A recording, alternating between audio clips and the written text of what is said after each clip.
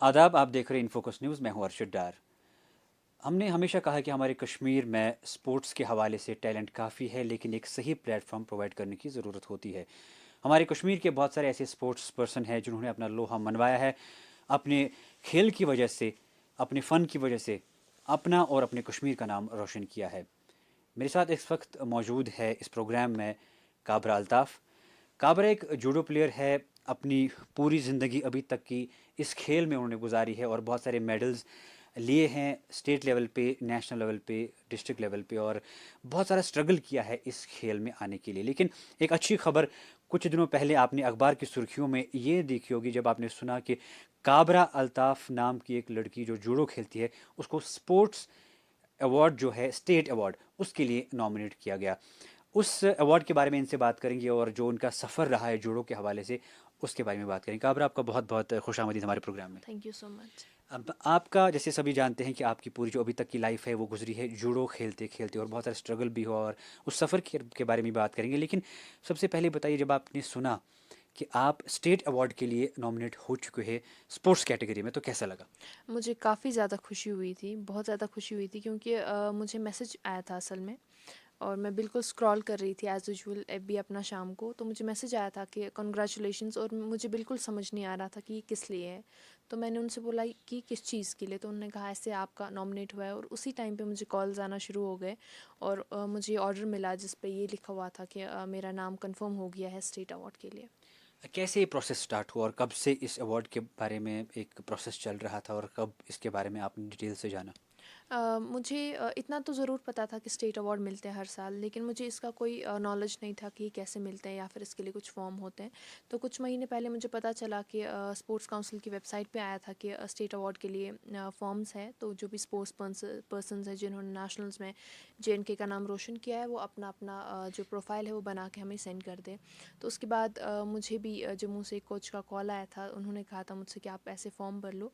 तो उसके बाद काफ़ी कंफर्म किया मैंने कि क्या प्रोसीजर होता है, तो सिंपली मैं काउंसिल गई, वहाँ से फॉर्म लिया, मैंने वो सबमिट किया, अपनी जो भी सर्टिफिकेट्स हैं उनको अटैच करवाया, और ख़ासकर वो जो हमारी सर्टिफिकेट्स होती है वो वेरीफाई करवानी होती है अपनी एसोसिएशन से। तो वो सब कुछ मैंने फॉर्मेलिटीज़ पूरी करके उनको वो सेंड कर दी थी। और उसके बाद कुछ दिन पहले मुझे वेरिफिकेशन का कॉल आता है, तो मुझे बिल्कुल कोई कॉन्सेप्ट नहीं था कि कैसा वेरिफिकेशन है एंड ऑल दैट। वो हो गया था, और फिर अचानक से मुझे परसों पता चला कि मैं कंफर्म हो गई हूँ स्टेट अवार्ड के लिए। काबरा, हमारे देखने वाले ये ज़रूर जानना चाहेंगे कि ये जो जूडो का सफ़र आपका है, कैसे स्टार्ट हुआ और कौन कौन सी अचीवमेंट्स अभी तक आपकी है, जिस अचीवमेंट की बुनियाद पे आपको स्टेट अवार्ड के लिए चुना गया? जी। तो मेरा शुरुआत प्रोफेशनली जूडो में 2011 से हुआ, उससे पहले मैं स्कीइंग करती थी। तो प्रोफेशनली उसके बाद शुरुआत होने के बाद मेरे जूडो में नेशनल में पहला मेडल रहा 2013 में, ब्रोंज़ मेडल। उसके बाद मेरा इंडिया कैंप में सिलेक्शन हुआ था, और उसके बाद मेरा selection centre of excellence NSNS Patiala में हुआ। मैं वहाँ 2.5 ईयर्स के लिए रही। उसके दौरान मैंने JNK के लिए और एक मेडल जीता है जूनियर नेशनल चैम्पियनशिप में। उसके बाद मेरी इंजरी हुई थी, मुझे नी ऑपरेट करवाना पड़ा, मैं प्रैक्टिस के दौरान इंजरी हुई थी। तो उसके बाद मैं 18 मंथ्स के लिए गेम से बाहर थी, और जैसे ही मैंने कम बैक किया, मेरी लाइफ का पहला गोल्ड मेडल मिला मुझे GFI नेशनल्स में। और उसके बाद ही मेरा selection inspire institute of sports Bangalore में हुआ। उसके बाद मेरा और एक जूनियर नेशनल चैम्पियनशिप हुआ, उसमें भी मेरा मेडल रहा। और फिर मेरा सिलेक्शन हुआ खेलो इंडिया गेम, जो उसका फर्स्ट एडिशन था, पुणे में हुआ था 2019। मेरा फेडरेशन के थ्रू वेरीफाई हो गया था, और वहाँ पे मेरा सिलेक्शन हुआ। तो मैंने JNK के लिए सिल्वर मेडल लिया वहाँ से। और उसके बाद जब यहाँ पे लॉकडाउन हुआ, वहाँ पे उसके दौरान हमारे इंडिया में चैम्पियनशिप हुई थी, ओपन कॉमनवेल्थ चैम्पियनशिप ट्रायल्स, जिसमें मेरा 5th रैंक रहा सीनियर कैटेगरी में। और उसके बाद जैसे ही 2019 में यहाँ पे लॉकडाउन हुआ, तो सब कुछ बंद था, लेकिन मैं घर पे कंटिन्यू प्रैक्टिस कर रही थी अपनी। उसके बाद ही अनाउंसमेंट हुई कि मेरा सिलेक्शन जो है खेलो इंडिया गेम्स 2020 के लिए हुआ है, और वहाँ पे मैंने ब्रॉन्ज़ मेडल लिया अगेन अपनी JNK के लिए। और उसके बाद ही मेरा सिलेक्शन और इंडिया कैंप के लिए हुआ है। उसके बावजूद मैंने जूडो में काफ़ी ज़्यादा नेशनल्स के लिए 19 टाइम्स गोल्ड मेडलिस्ट हूँ स्टेट में, और भी काफ़ी कुछ है। और मैंने अपना सर्टिफिकेट कोर्स जूडो में कंप्लीट किया हुआ है 2017 में। एक खेल में या कोई भी काम हो, उसमें सबसे ज़्यादा सपोर्ट पेरेंट्स का होना चाहिए बच्चों के लिए। उनका कैसा रिएक्शन रहा जब उन्होंने सुना कि आप स्टेट अवार्ड के लिए नॉमिनेट हो चुके, और ओवरऑल उनका कितना सपोर्ट रहा है आपका? सपोर्ट की मैं बात करूँ तो मेरा पूरा जो सपोर्ट आज तक की जर्नी का है, क्योंकि मैं हमेशा से क्योंकि हमारे स्टेट में ज़्यादा फैसिलिटीज़ नहीं हैं जूडो के लिए। अगर मैं बात करूँ अब फैसिलिटीज़ आने लगी है। जैसे मैंने कुछ ही दिन पहले ही बहुत ज़्यादा कोशिश करके मैंने मैट्स मंगवाए थे अपने कश्मीर के लिए, जूडो मैट्स, जो हमारे पास बिल्कुल भी नहीं थे इतने ईयर से। तो वो मैं बोलूँगी वो सारा कुछ जो भी सपोर्ट है वो मेरे पेरेंट्स की वजह से है, या फिर मुझे इंजरी हुई या जब मैंने कम बैक किया या फिर मेडल्स रहे, तो हमेशा उनका काफ़ी ज़्यादा सपोर्ट रहा है। और जब मुझे ये पता चला कि मेरा मतलब स्टेट अवार्ड के लिए कंफर्म हो गया है, मुझसे ज़्यादा खुश वो थे। हमेशा ही होते हैं, चाहे वो मेडल हो या कुछ भी हो। तो स्टेट अवार्ड के लिए भी वो काफ़ी ज़्यादा खुश हुए थे, मैं बयान नहीं कर सकती, वो काफ़ी ज़्यादा खुशी हुई थी। आप कश्मीर की बात करेंगे तो जैसे ही विंटर्स यहाँ पे आ जाते हैं तो एक माहौल शांत सा हो जाता है। बहुत सारी ऐसी गेम्स है जो बिल्कुल ही ठप हो जाती है विंटर के आने की वजह से। लेकिन आपको कितना लगता है एज स्पोर्ट्स पर्सन, अपने आप में आप फिजिकल और मेंटल चेंज देख रहे हैं किसी भी गेम में आने से, और ख़ासतौर पे आपकी जो गेम है? अगर मैं जूडो की बात करूँ तो ये ओलंपिक स्पोर्ट है। जैसे हम लोग पहले बात कर रहे थे कि इसमें जैसे हमारे स्टेट में ज़्यादातर ओलंपिक स्पोर्ट एंड जो एशियन चैम्पियनशिप में अभी तक गेम्स नहीं आई है, इनमें काफ़ी ज़्यादा डिफरेंस है। लेकिन जो ओलंपिक स्पोर्ट है इसका लेवल कुछ और है। और अगर हम जूडो की बात करें तो ये first martial art Olympic recognised sport है पूरे वर्ल्ड में।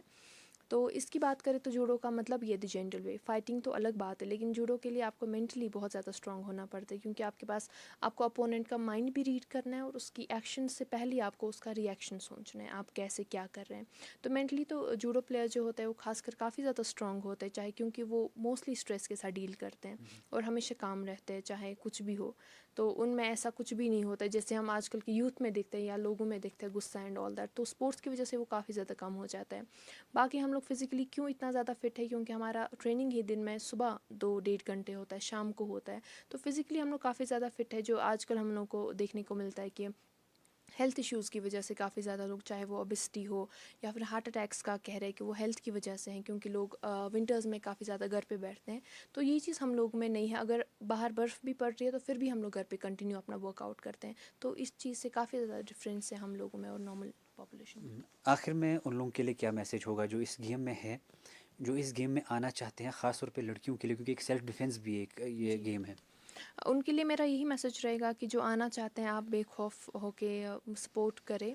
आई मीन आप शुरुआत करें इस स्पोर्ट की, चाहे वो ये स्पोर्ट हो या कोई और है।